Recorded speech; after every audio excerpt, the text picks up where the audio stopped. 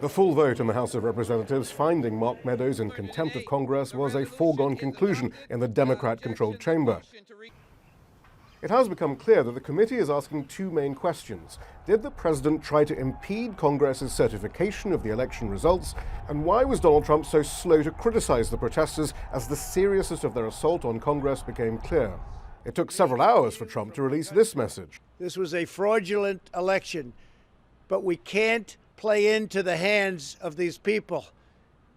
We have to have peace. So go home.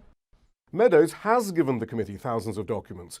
They show that if Trump himself wasn't taking the riot seriously, at least some in his circle were. POTUS has to come out firmly and tell the protesters to dissipate. Someone is going to get killed. Indeed, a number of members of the press, a number of members of this body, a member of the president's own family, all urged the president take action because they understood that the President of the United States had a responsibility to call off the mob. Despite handing over so much information, Meadows refuses to give an in-person deposition to the committee. He claims executive privilege, arguing as the president's chief of staff he should be allowed to withhold some information. Otherwise, how could any presidential advisor give honest advice to any president? Republicans back that argument and accuse Democrats of engaging in a witch hunt. I hope the American people are paying close attention. I hope they see what happens when Democrats get total power. They abuse it. They intimidate, they threaten, and they harass.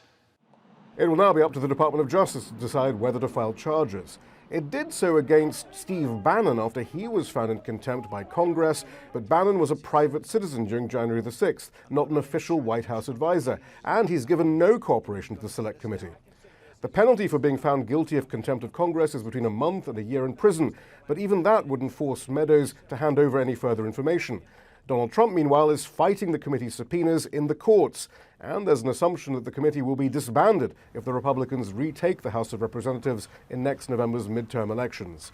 Shihab, Rattansi, Al Jazeera, Washington.